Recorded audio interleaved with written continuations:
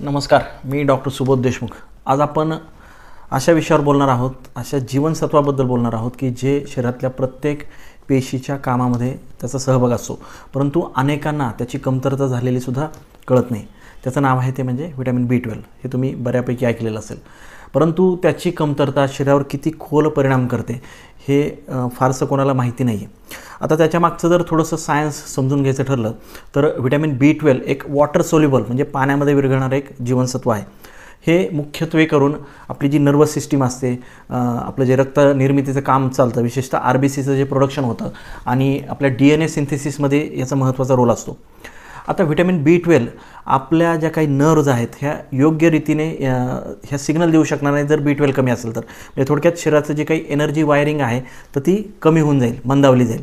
मग याची कमतरता का होते तर लोक म्हणतात की डॉक्टर साहेब आम्ही अंडी पण खातो, मासे खातो, तरीसुद्धा B12 का कमी आहे। तर लक्षात घ्या की व्हिटॅमिन B12च्या पचनासाठी आपल्या शरीरामध्ये एक विशेष प्रोटीन लागतं, तर त्याला इंट्रिन्सिक फॅक्टर असं म्हणतात की जो आपल्या पोटाच्या म्युकोजामध्ये तयार होत असतो। जर हा फॅक्टर जरी कमी झाला किंवा पचनतंत्र तुमचं कमकुवत असेल किंवा ॲसिडिटीसाठी तुम्ही प्रोटॉन पंप इनिबिटर म्हणजे ओमेप्रेझॉल, पॅन्डी वगैरे गोळ्या घेत असाल किंवा ॲब्सॉर्प्शन जर कमी झालेलं असेल तर व्हिटॅमिन B12 आपल्या अन्नामध्ये असलं तरी आपल्या शरीरामध्ये ते शोषलं जात नाही। आता कोणत्या लोकांमध्ये व्हिटॅमिन B12 कमी होण्याचा धोका आहे तर विशेष करून जे मधुमेही आहेत, विशेषतः ज्यांना मेटफॉर्मिन नावाची गोळी चालू आहे किंवा जे ॲसिडिटीसाठी वारंवार गोळ्या घेतात, पेंटाप्रेझॉल, ओमेप्रेझॉल असं घेणारे लोक आहेत किंवा व्हेगन डाएट फॉलो करणारे जे लोक आहेत किंवा वजन कमी करताना खूप कमी कॅलरी डाएट घेणारे जे लोक आहेत, ज्येष्ठ नागरिक असतील की ज्यांच्यामध्ये ॲब्सॉर्प्शन कमी झाल्यामुळे सुद्धा व्हिटॅमिन B12 कमी होते, पोटाची काही सर्जरी झालेली असेल तर अशा रुग्णांमध्ये सुद्धा व्हिटॅमिन B12ची कमतरता आढळते। आता याची लक्षणं जर म्हणाल तर लक्षणं विशेष करून थकवा असतो, चक्कर येते, प्रॉपर झोप झाली तरी पण फ्रेश वाटत नाही, हातापायाला झिंझिण्या येतात, सुन्नता येते, विस्मरण होतं, विसरल्यासारखं होतं, गोंधळेपणा असतो, एकाग्रतेचा अभाव असतो, चालताना काही लोकांमध्ये पाय अडखळणं, वारंवार तोंड येणं, जीभ लालसर होणं, केस गळणं, हिमोग्लोबिन कमी होणं, विशेषतः याच्यामध्ये जो काही ॲनिमिया होतो त्याला मेगालोब्लास्टिक ॲनिमिया असं म्हटलं जातं।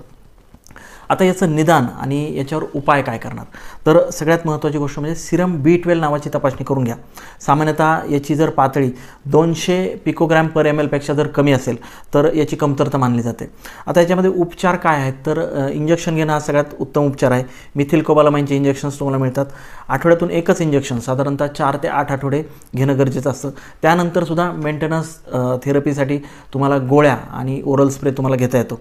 ह्याची पुन्हा तपासणी करणं सुद्धा गरजेचं आहे, कारण हे वॉटर सोल्युबल व्हिटॅमिन आहे, लघवीतून निघून जाणार आहे।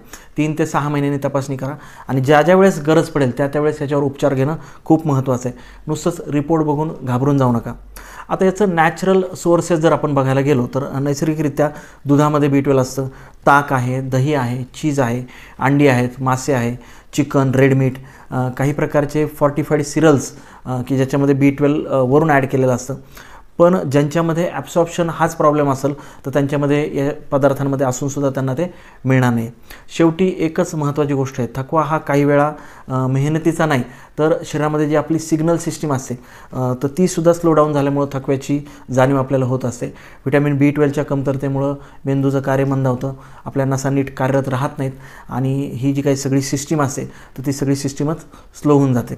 त्याच्यामुळे व्हिटॅमिन B12 हे केवळ एक सप्लिमेंट नाही आहे, लक्षात घ्या, तर हे तुमच्या एनर्जीचं एक मूलभूत असं एक इंजिन आहे।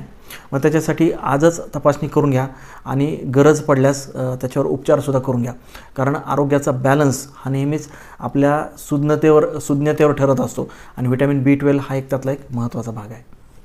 धन्यवाद।